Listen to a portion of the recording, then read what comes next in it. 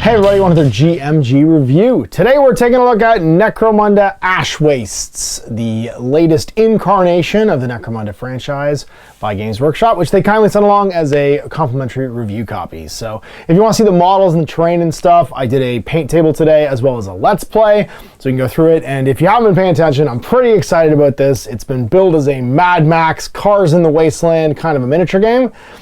And we're going to go through the rulebook right now. I've played a couple games so far, 3 with Chris from Way of the Brush. Obviously, we get stuff wrong, we figure it out, we play a whole bunch, and you get to watch us do it. So I'm going to dive into this rulebook. If you haven't played Necromunda before, this may not be as useful a review as like my Necromunda Underhive rulebook review. It's not going to go through the core rules of the game. I'd watch the Let's Plays for 2018 Necromunda if you want to see that, because this is just going to focus on the main differences between this book here and what the previous rulebook had in it. So if you think of this, if you're an existing Necromunda player, this is another updated hardcover copy of the rulebook. And unlike Dark Uprising, this is a full hardback rules expansion with the core rules for Ash Wastes in it. Now, is it the core rules for everything? No, there's no trading post information. There's no gang rules in here, including no gang rules for the nomads or the quad runner. There's a basic, in the instruction booklet for the game, there's a basic set of instructions for the nomads and the Orlok gangers. I'm not going to do a full review of that because it's mostly just reprinted information from House of Iron. A little bit of information for the nomads, but you get all of it from watching the Let's Play. So there isn't really a lot of like going through it that would make sense. So I'm going to focus on the big core rules here. So the big things are vehicles, and then vehicle characteristic profiles, their checks, their cards, how you found a gang including vehicles to use in the Ash Wastes, and then vehicle actions and rules. Now, there's not like... There's not a ton to vehicles that make them particularly different from gangers. They have a slightly different card where they have like their characteristics. They have a movement stat, they have their front, side, and rear toughnesses, not armor.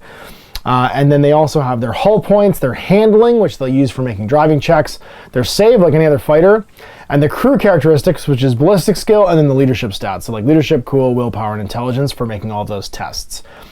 The crew are incorporated into a lot of vehicles, I think. All I'm seeing here really is the vehicle card for the Rad Runner quad, or the quad bike, because the Dustback Helamites aren't vehicles. They're a separate thing called mounted that I'll get to in a second. It's just a condition that you get as a fighter, basically. And yeah, and that's it. So you have your same weapon stats of a weapons marked like mounted on it with like its arc. It's crew operated, drag, impale, and scare. So like it's core stats for being a harpoon launcher. You have your special routes. So for instance, the quad bike is agile and wheeled. Wheeled means that if you go through difficult terrain, you move 1 inch for every 2 inches spent. Agile means you can make 2 turns during a normal move as opposed to 1, so 2 90-degree pivots. And then you can buy upgrades like pneumatic radials and tire claws. I don't know what those are because there's no rules for them in this game. There's no... the entire assumption I have for this rulebook is there is a vehicle expansion coming that will actually tell us what all that stuff does. Because there's a lot of reference in here to things like vehicle upgrades, crew positions. The quad bike doesn't do any of that, and I have no idea what those rules are. So we basically have the Rad Runner. That's it. That's the only vehicle in here that you play with. And mostly it's just playing regular Necromunda, apart from that, with some new gangers with the nomads and stuff like that, and some mounted models who are a little bit different too. So that's really the core difference with the vehicles, is they have a slightly different stat line and card. And yeah, but they're basically just a ganger that can only move in certain ways based on the actions that you'll see in a second. We have new dice. So location dice for when you hit a vehicle after it makes its armor save. You see where you did damage. The damage die, which is broken down into glancing, penetrating, and catastrophic hits. And then control dice, which is basically going to dictate your facing if you go to control from a handling test. Those are all brand new. You get your standard D6, injury dice, firepower dice, and scatter dice in the box set. And general principles. So fighters, vehicles, and models. A fighter is a person, a vehicle is a vehicle, and both of them are models. Hooray! Let's talk about line of sight. So line of sight for vehicles is slightly different.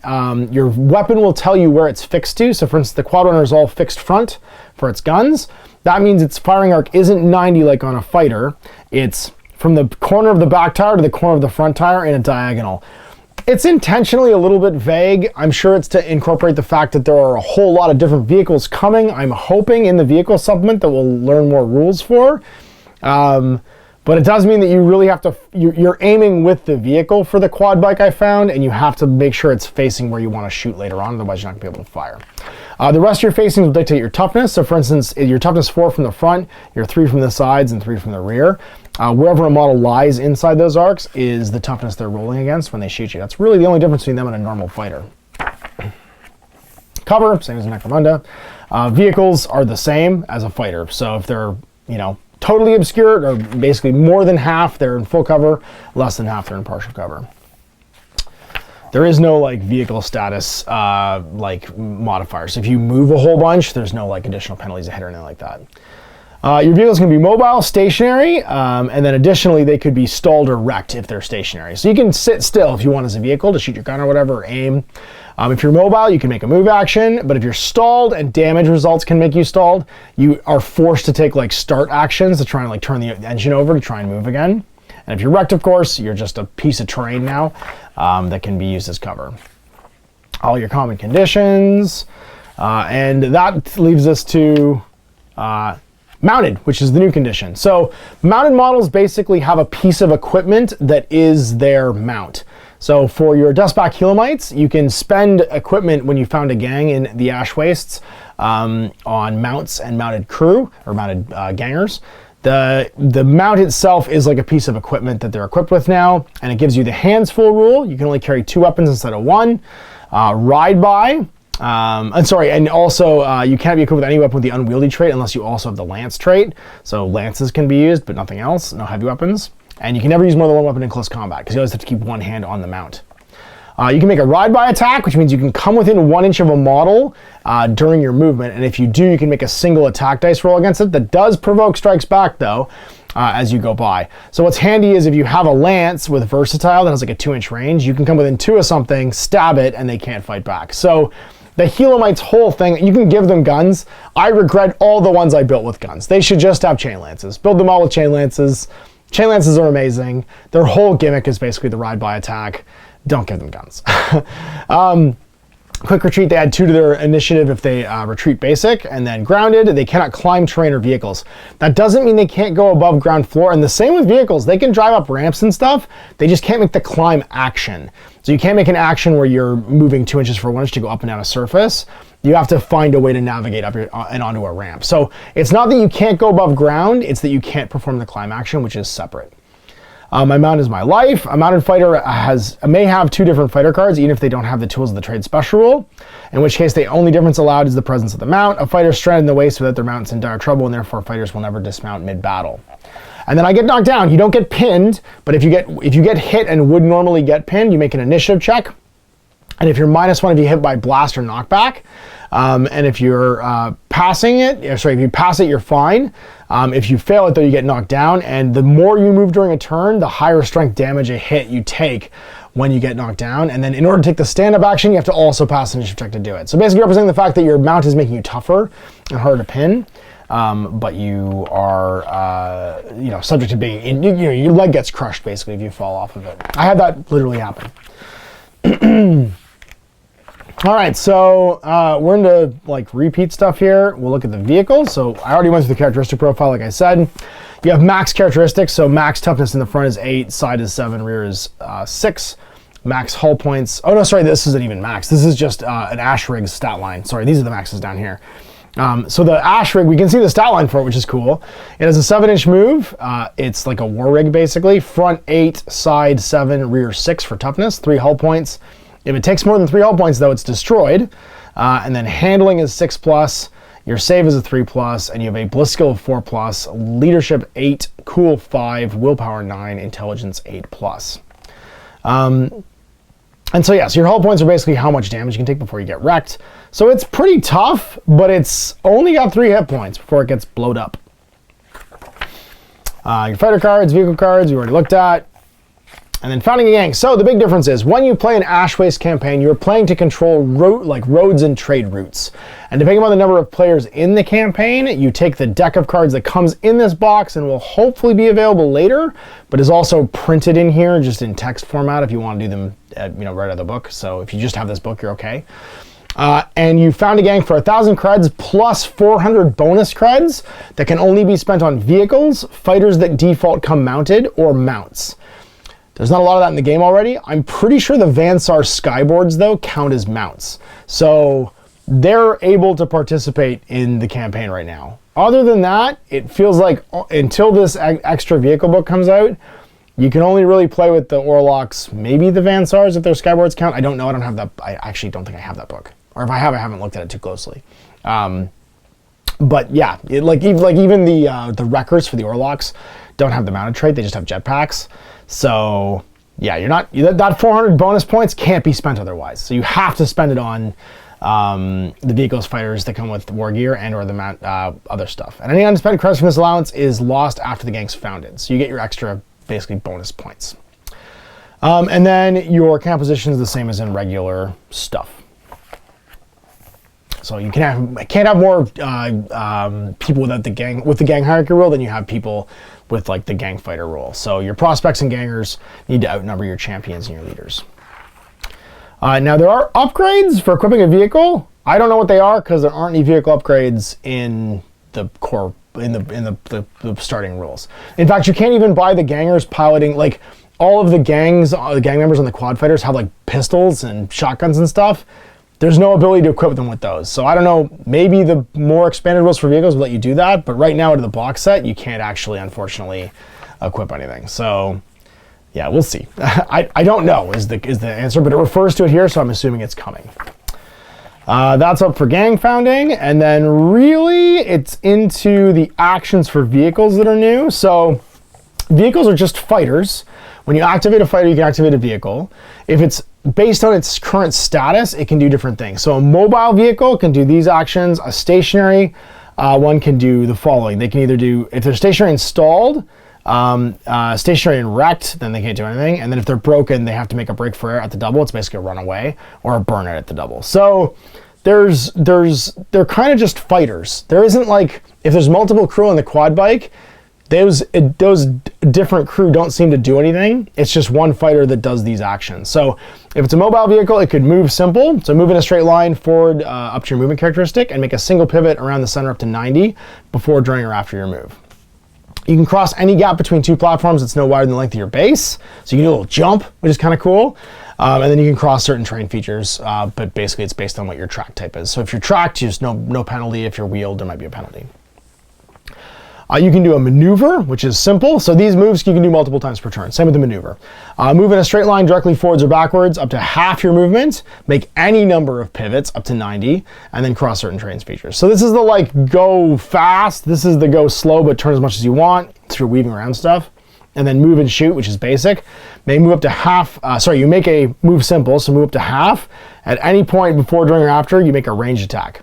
So you can move across a gap and shoot during the move by stopping your movement and making a shot, which is kind of cool. And it's either with one weapon that has the crew trait or a sidearm. Now, again, in the core box, there's no rules for giving them sidearms. They can only be equipped right now with the stuff that comes in the back gun. So it looks like the heavy bolter or the harpoon launcher, unless we read it wrong, but it doesn't say they come equipped with anything but mesh armor. Actually, they don't even come equipped with mesh armor. They come equipped with a quad bike, and then I don't know what else you give them, so we'll see. Hopefully, again, there's an expanded vehicle book with these rules. And then fire all your guns, which is vehicle makes one range attack with each weapon that the crew has a crew weapon trait. A vehicle cannot perform both this and the move and shoot action in the same activation. So you can either fire all your guns or fire one gun and make a move and fire it anywhere along there. Reload simple, pick a weapon that's crew operated and reload it. Aim basic. And apply +1 any hit rolls you make. Drift basic, which is the vehicle can move half its movement characteristic in a straight line anywhere in its side arc, so you can drift left and right. Once it's finished the move, make a loss of control test applying a +1 modifier. So if your handling's a 4+, you make a d6 roll and add that bonus, and if you pass, you're fine. Otherwise, you have to make an out of control check and roll that dice and see what happens. So the out of control, the spin out check basically will tell you what the vehicle does based on the result. You can ram, so you make a move simple action, but add d6 to your distance that you move, and then try and collide, and there's rules for that. Spin. The vehicle can move as performing a move simple action, but turn 180 instead of 90, and then make a loss of control test. Full throttle, move simple, but moves 3 times your move characteristic. And if at any point during this movement, if it makes a turn at any point during this movement, it makes a loss control test with a -1. So if you full throttle it and go in a straight line, you're fine. You could go, the quad bike could go, I think it's 15, but then you'd make a -1 loss of control otherwise. Was the quad bike 8? 5? It was on the card there. Hang on. What was his basic move? The moves seem short until you realize they can do it more than once per turn. The quad bike was movement 9, sorry. So you could move 27 with it if you went full throttle. And then you could just go 18 if you want to just drive.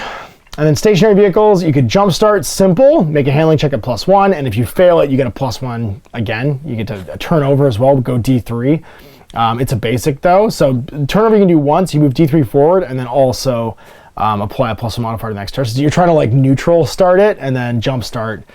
You frantically do it, but only if you have applying a +1 unless the vehicle only has 1 hit point remaining, and you make a handling check to try and do it. And then freewheel basic, you release the brakes and like gravity pull the vehicle. The vehicle moves as if making a move simple action, but only moves D6. Additionally, the vehicle will naturally follow the incline of the battlefield. So it'll tell you have to roll to see what the incline is and see if it goes forward or backwards. And then if you're stationary, you can just fire all your guns. And that's a basic as well. So you could still, like, you could turn it over and then still fire your guns as 2 basic actions. Broken vehicle, so like if you failed your brake test, someone dies nearby, brake for air, run away, burn out at the double. And that's it, that's really the difference. Vehicle collision table, based on how much your movement characteristic is, that's the strength that you're doing. How to do head-on collisions, how to overrun people and ram into people. They basically get moved aside, they make an initiative check. If they fail, they take the hit as if in a collision. And there's rules for walking on vehicles, right? And if they move, you might have to make initiative checks to fall off. Going through terrain,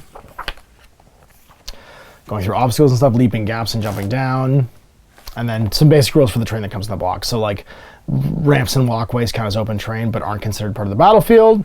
And there's also rules for roads that are on the surface of this thing. They add +2 to your movement if you're a vehicle. And they also don't suffer any of the conditions that the battlefield surface suffers. So if it's like acid swamps all through here, the road doesn't suffer that condition, which is nice.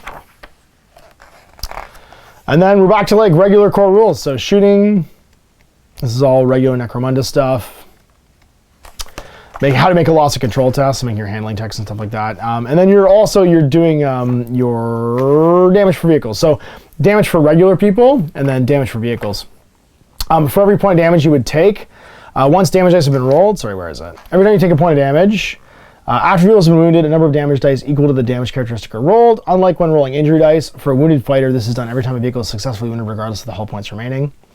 Regardless of how many damage dice are rolled, only 1 result is applied against the vehicle for each hit suffered. The benefit of rolling extra dice is increased. And it's funny because we get that wrong. This one, they're not cumulative, right? So if, unlike like adding flesh wounds together when you get injured by an injury die, these ones don't add up. And then when you roll more than 1, it'll tell you which one you do the worst one. So a catastrophic hit, for instance, your engine can get damaged, your body can get damaged, your crew can get blacked out, so they don't remain conscious and they have to try and recover, and your drive can get damaged. A tank slapper. The vehicle immediately makes a loss of control test, or a major malfunction on a catastrophic hit. The vehicle loses 2 more hull points, and for the remainder of the battle is -2 to all its handling tests, and immediately makes a loss of control test. And those things are all cumulative, so even if you're wrecked, you might still ram into stuff, and you have to make the loss of control test to see if it like flies across the battlefield before it dies. And then when you're wrecked, and when a vehicle is wrecked, any fighters on board are thrown clear. When a fighter is thrown clear, they're placed within 2 inches of the vehicle and must take an initiative check. So that's only people riding it, which we can't do right now. The crew are automatically knocked out of action. You make a normal injury roll for them. It's a slightly different table than the core one. But then you also, if it's wrecked, roll for lasting damage and see what happens. So it can get a rattle. It can have a damaged hull and have all its hull points reduced by 1, or its bodywork where its toughnesses are all reduced by 1. But they can be repaired later on. So your vehicles get jacked up, but then you can sell them for scrap and then buy new ones. And if you do so, the crew actually don't get replaced. So when you first buy them, they come with crew, But when you scrap them and sell them off and buy them a new one, the crew just go onto the new fresh vehicle. How to do loss of control and spin out. And that's it. If either gang's failed a bottle check, then people might flee. Usual stuff, and then it's recovery check. So then there's the core rules for doing campaigns, which are the same as in the Necromunda Under Hive rulebook. Some basic rules for psychers, but very basic. And a few different powers, but not all of them. So this isn't all of the Necromunda Under Hive psych powers. It's just the psychic duels and sanctioned and non-sanctioned psychers. And then the Ash-based campaign. So this one, you deal out 2 road. So first you make a road deck. Number of players in the campaign. You're trying to control roads and trade routes. It's basically Ticket to Ride. You look at the map, which is right here. That's a beautiful picture, like that Cargo 8. I can't wait for that to come out.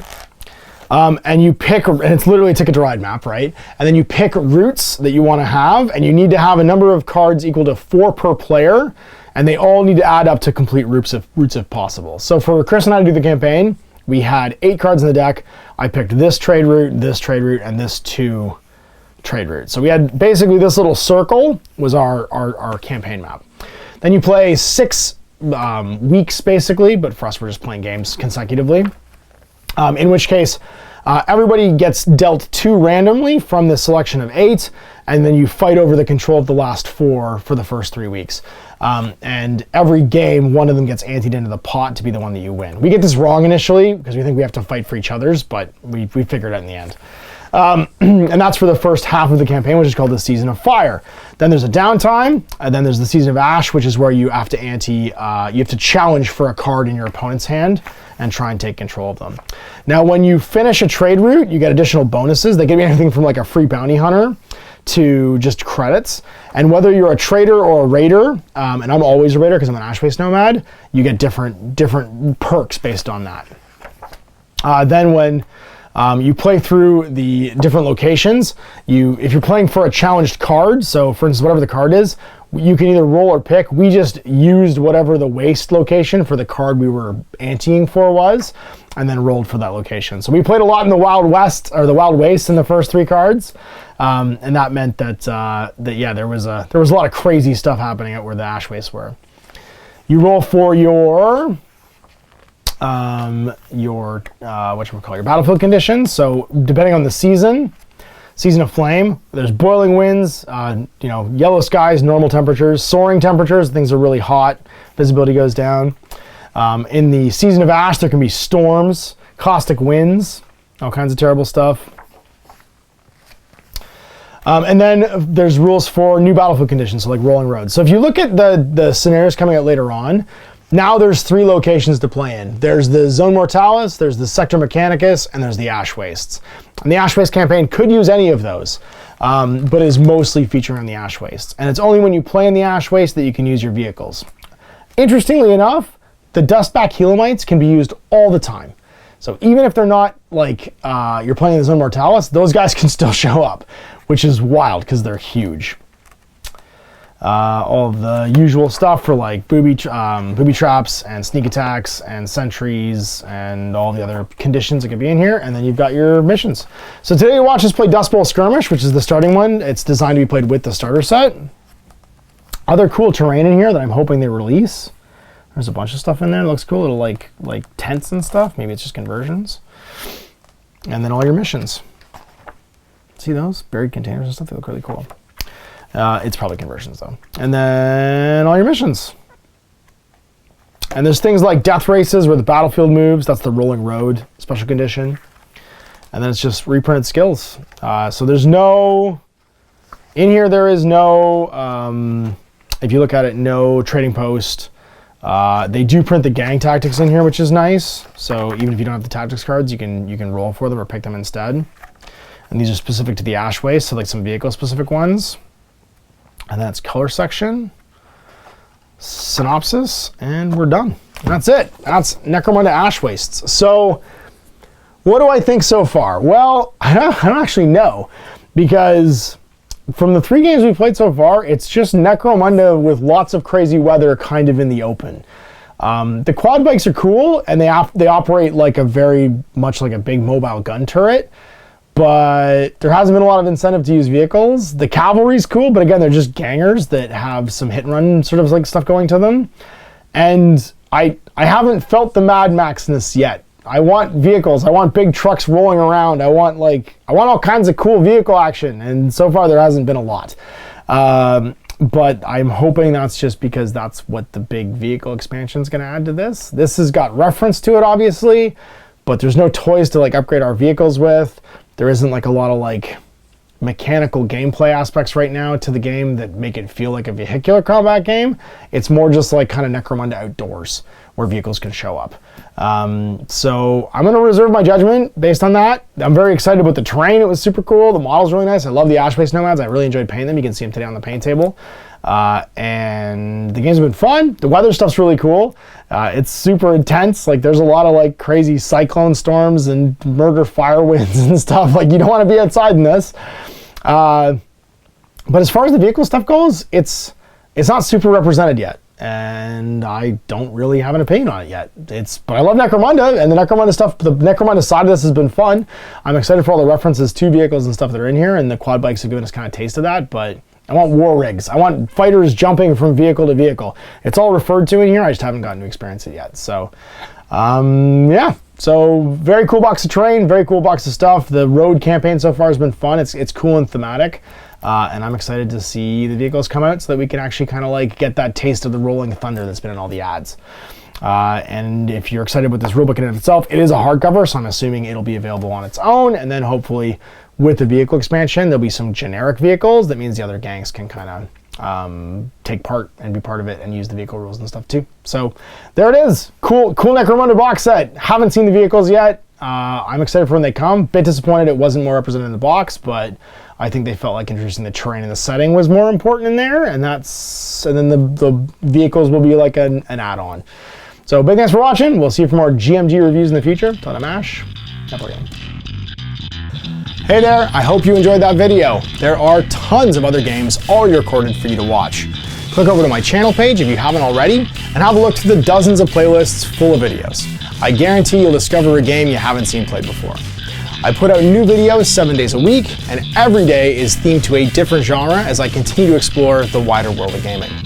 Of course, none of that's possible without you, the viewer, so click a like and subscribe if you'd like to stay on top of what's happening here daily. My 2 kids and I are massively grateful to be able to have the flexibility of this job so I can always maximize my time with them. If you want to support me continuing to put out this content, it's only possible because of my amazing backers on Patreon who support the studio, equipment, and model cost, as well as being how I make the bulk of my living. You can also help out by buying a t-shirt through Spreadshirt, a measuring gauge or widget from Desperate Designs, or buying one of my games and supplements like Last Days, Gamma Wolves, and Blaster. As a way of showing my appreciation, patrons get early access to new games and supplements that I write throughout the course of the year. Huge thanks for watching, it really does help out, and happy gaming.